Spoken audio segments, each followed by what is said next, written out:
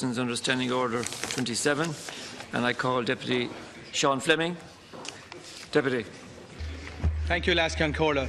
Minister, the Government chose to fill this week's Dáil business schedule to tell the whole country how wonderful the Government believes the Government is. And I think actually it would set a new world record in backslapping. And it does actually show really how out of touch the Government has become. There was little or no mention whatever of how the Government are going to specifically tackle the plight of householders who have variable mortgage interest rates other than meeting the banks.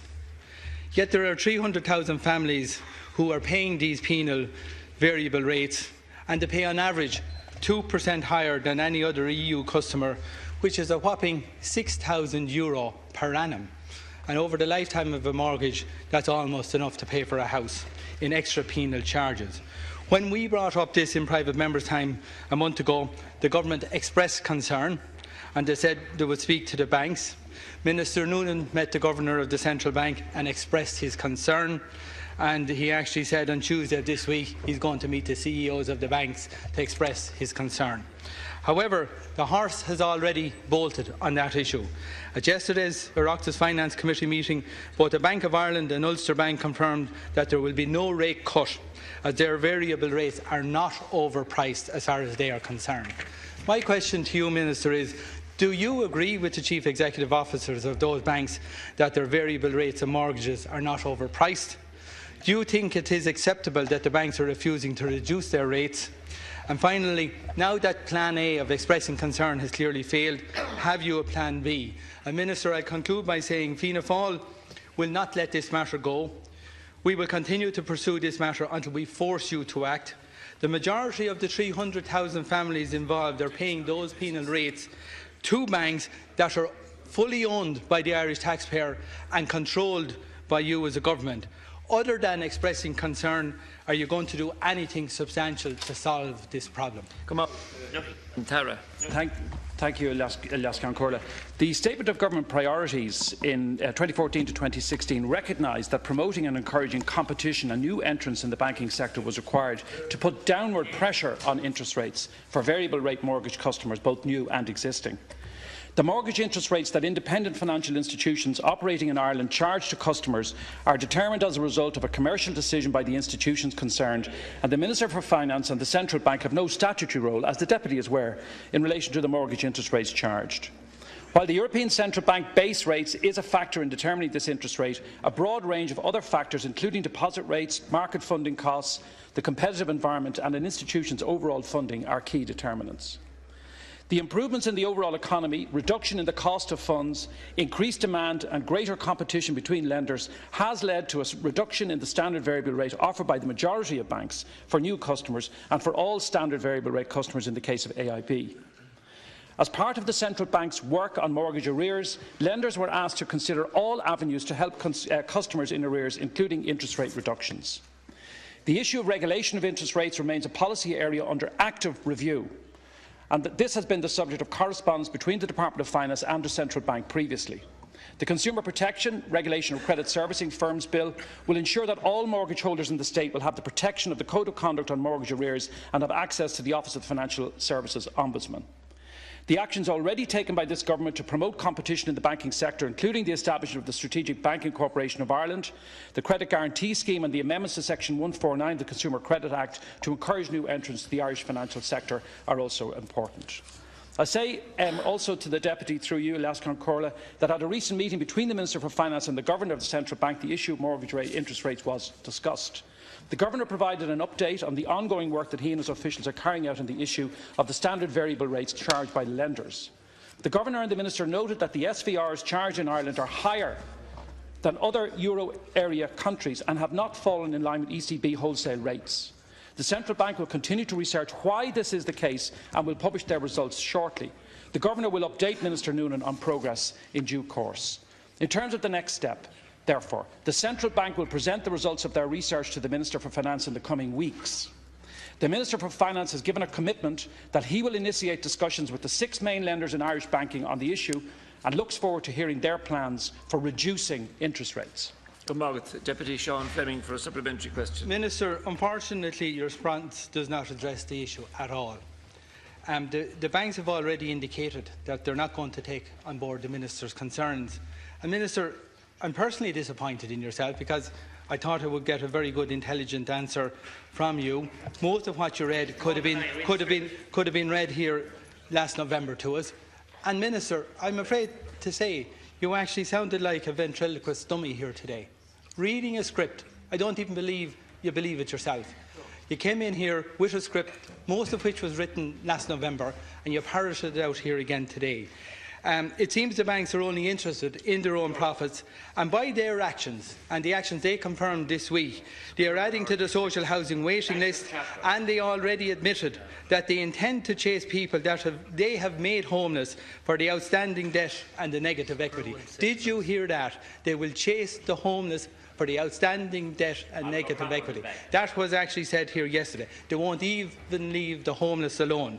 Minister, is it a case that the government is powerless when it comes to the banks and you want to give them a bank veto? Or is it a case that you are choosing to do nothing other than meet them, look at the facts and express concern? That won't reduce the rates, Minister.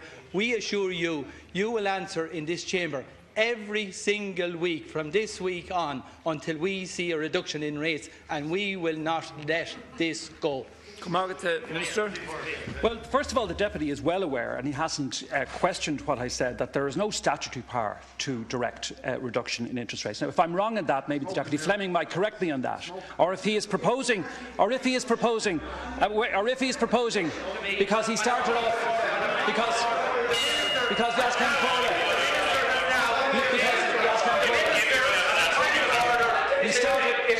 he started off the Minister. The Minister has directed the question to me. He is giving up the right to you give me an opportunity. Is that a great audition? John McGuinness is away. Yeah, have some respect. Minister.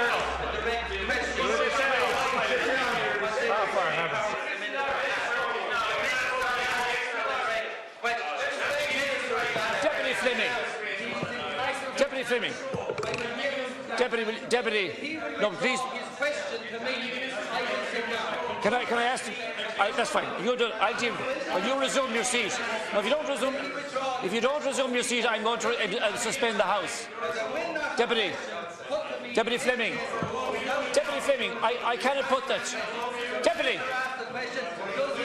Fleming, I can't put that to the Minister if you keep talking. Please resume your seat.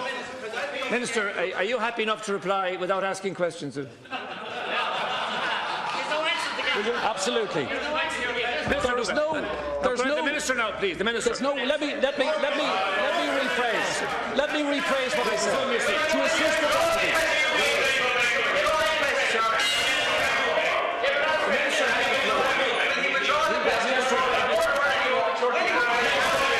The Minister will answer the question. If you please resume your seat. Please, resume your seat. Sorry. Look at thank you. Resume your seat now. The Minister now going to reply. Deputy Fleming. Stop. Deputy Fleming. Deputy Fleming. Please, will you please, Deputy, resume. Stop. Deputy Fleming, resume your seat, please. All right. I'll suspend the House, will you? Yes. If you're not, it is very important, and if you don't resume your seat, I'm suspending the House now. That's not fair to the other members. Okay. I've asked you. Will you please, Deputy, resume your seat, and the Minister will deal with. Deputy, do you want the Minister to reply? Deputy Fleming. Deputy Fleming. Deputy Fleming. Please. Will you resume your seat, Deputy? Deputy. Deputy, resume your seat. I've asked you. All right. I'm suspending the House now for 5 minutes. House suspended for 5 minutes.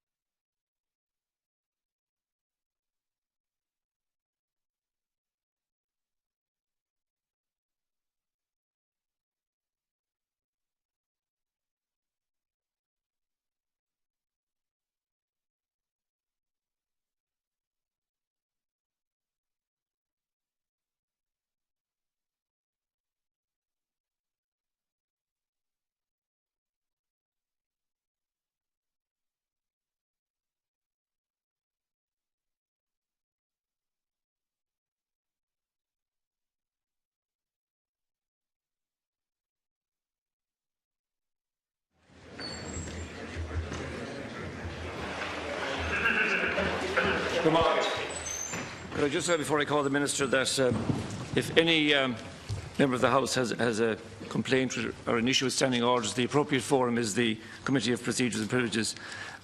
As Chair, I'm just overseeing the procedures here for leaders' questions, and any member of the House can go to the CPP, but they cannot stipulate how leaders' questions are operated in this House. So the Minister now to reply. Thank you. Just to assist in the order of the House, Lascan Corla, I won't ask the Deputy any more questions.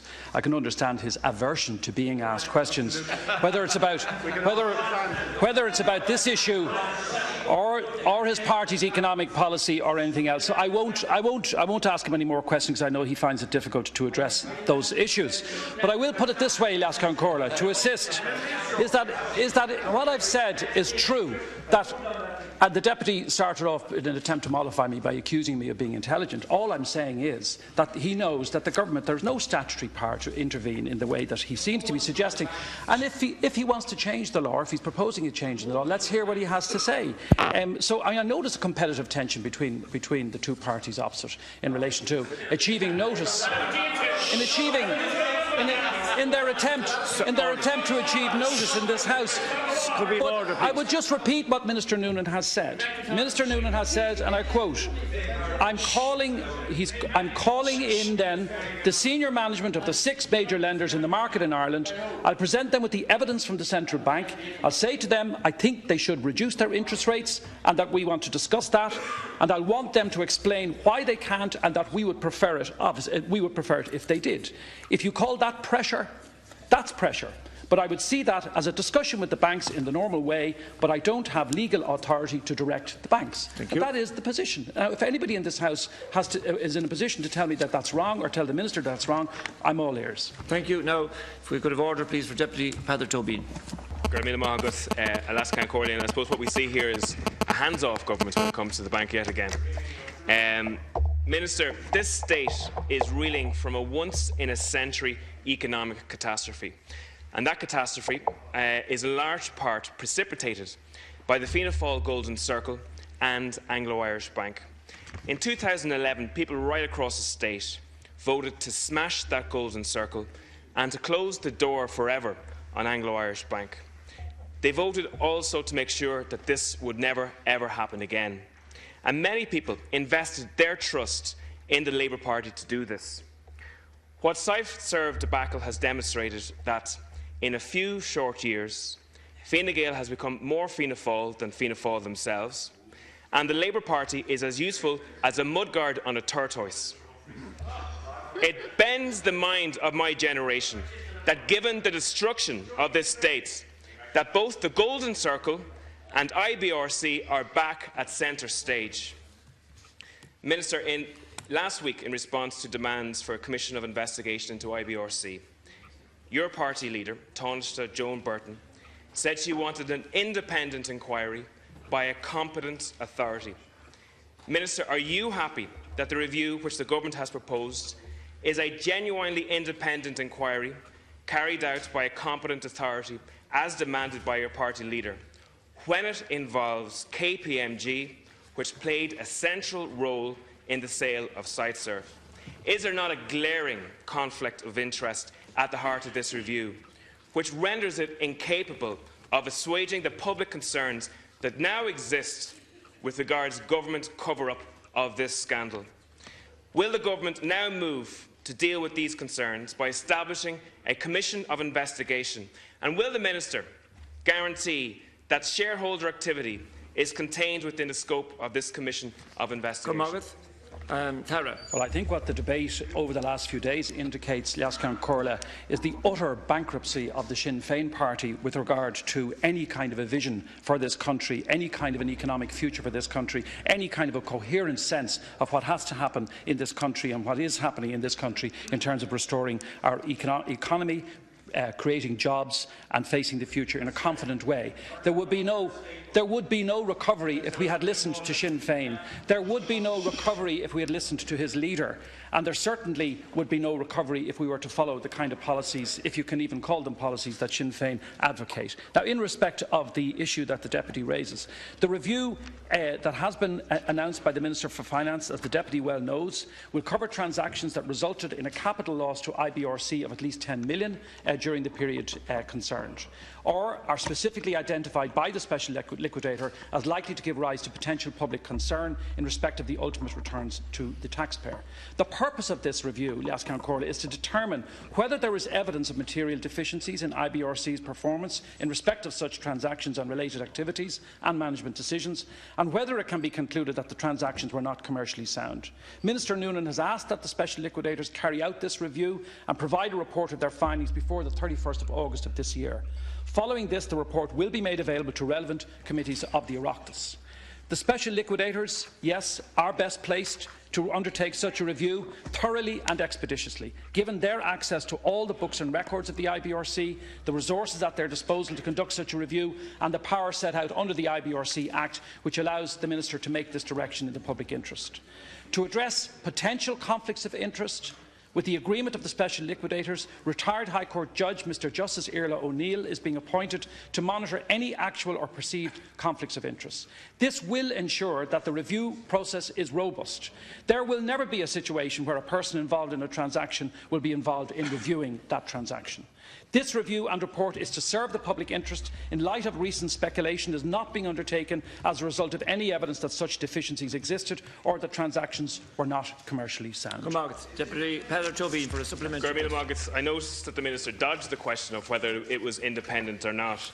Minister, despite reams of questions from opposition TDs, including my colleague Pearse Doherty, regarding the IBRC transactions, Minister Hands-Off Noonan refused to reveal very serious concerns expressed by his own officials about the series of IBRC transactions. Vital information was withheld from the Dáil. This Dáil was misled on the IBRC scandal. And to add insult to injury, the Minister comes in here today representing the Labour Party in government and attempts to justify government cover-up. Again, I ask the Minister, will he now put an end to this cover-up by declaring that the government will set aside farcical and fatally compromised review and initiate simply an independent inquiry carried out by a competent authority, as demanded by your party leader last week? And I'm going to ask just one further question, and I want the Minister to listen to this because it's an important question. Will the Minister inform the Dáil if members of the Cabinet are aware of any individual who was a shareholder of SiteSurf, who would have had access to IBRC information around the sale of SiteSurf, and who would have information around the sale or the tender of Irish Water and SiteSurf? Thank you. Put that question again. Will the Minister inform the Dáil? This is very important. Very important. If members of the Cabinet are aware of any individual who was a shareholder of SiteSurf, who would have had access to IBRC information around the sale of SiteSurf, and who would have information around Irish Water SiteSurf tender. And can I remind the Minister of the importance of this information and the damage done by the closed culture of the Minister for Finance over the last few weeks? Thank you, Deputy Minister. Well, it's a classic tactic of Sinn Féin to level allegations which have no grounds, and which he presents no grounds for, masquerading as a question. Masquerading as a question. That is a classic tactic of the party opposite. There is absolutely no basis. Now, the answer to the question, I'm a member of the Cabinet, and I'm certainly not aware, and I can only answer for myself. But I believe that the manner in which the Deputy poses questions, a little like the way his party colleagues, including Deputy MacDonald, operate in this House, make allegations without any foundation, leave them on the record and make no effort whatsoever to ensure that there's any kind of a reasonable basis for what's being said. And that means, Elas Corla, that the deputies opposite cannot actually be taken seriously in relation to anything they say, anything they say whatsoever. If they come in and have something to say, they should have a basis for it. I believe that this inquiry is the correct way to proceed. I believe that it will be independent. I believe that it will report by the end of August. I believe that Mr Justice Earl O'Neill, retired Judge of the High Court, will ensure that any conflict of interest or perceived conflict of interest will be addressed. And I think that it would do well for this House, for the Deputy Opposite, to see that the best way to proceed in this kind of matter is to have an investigation, to have a robust investigation, to bring the results in here, yes, an independent investigation, bring the results in here at the committee and deal with them at that stage. But that's not the way the Deputies Opposite operate. They operate on the basis of smear, on the basis of groundless allegation, and that is always the way they operate. Thank you. The technical group, Deputy Clare Daly. Could we have order now, please? Thanks, Ceann Comhairle. Minister, I find it incredibly ironic that a couple of weeks ago you were falling over yourselves there on the government benches to express your solidarity with Dunn's workers and your horror about the repressive and anti-worker onslaught of the Heffernan family. And yet here we are today with the government itself playing the role of Margaret Heffernan in a battle against the country's bus workers. And you know, you can dress it up any way you like. You can try and hide behind Minister Donoghue and Eoin O'Duffy's descendants sitting there behind you, but the reality is there's a huge significance in the fact that these workers will be involved in industrial action and protest action on May Day, International Workers' Day, against a decision made by a government made up of the party that was founded by James Connolly to defend workers' interests. Now, how far ye have travelled. Because let's be clear here, Minister, no worker ever wants to go on strike. And these bus workers are making a stand not just to defend their terms and conditions, but to defend and make a stand against privatisation and in defence of public services. Now, we've had to listen over the past number of weeks to government representatives try to tell us and persuade us that it's not about privatisation, it's about competitive tendering. Well, guess what? They called it competitive tendering and franchising in Britain, but it still ended up with British Rail being handed over to private companies, with prices rising, subsidies rising and big payouts to shareholders. You've tried to persuade us that it's not your fault, that Fianna Fáil started it, and you're right, they certainly did. But the reason you're in power is that people thought that you were going to be different, not that you were going to carry on what they've started. And you've also said that it's not your fault, it's the fault of the EU. But there is nothing in the EU directive of 07 which demands competitive tendering. In fact, it specifically says you don't have to have it. So stop trying to con people. Nobody is falling for it. What I want to ask you and your government to stop blaming Dublin Bus and Bus Éireann workers for what's going on. What I want to ask is, how could any right-thinking worker believe statements from the government that their terms and conditions will be protected and that they won't have to transfer, when they know that their colleagues in Team Aer Lingus, for example, who had not only commitments but significantly and supposedly legal binding letters of guarantee that wouldn't happen to them? Well, guess what? It did. Thank you. How could these people believe Minister Donoghue's press statements that their pensions will be maintained when their colleagues from the DAA and Aer Lingus will be assembling in their hundreds tomorrow outside the Aer Lingus AGM because their pensions in their retirement have been decimated? And would you not just come clean and admit that what's going on here is a classic situation that Noam Chomsky described as the standard technique of privatisation: defund, make sure things don't work, get people angry and then hand it over to private capital. Thank you, Minister. Well, the tactic of getting people angry may be one that's practised by the Deputy Opposite, but it's certainly not one that's practised on this side of the House. I think it is very regrettable that there is, as it appears now, likely to be a strike this weekend. I think it's a pity that there will be a strike and the impact that it will have, not just on the workers concerned, which I understand, but also on commuters across the country on a bank holiday weekend. And I think it is regrettable, and it is a pity that it couldn't have been avoided and averted. I'm not, as the Deputy accuses me of, in the business of blaming people, either blaming the management or blaming the workers or blaming anybody else.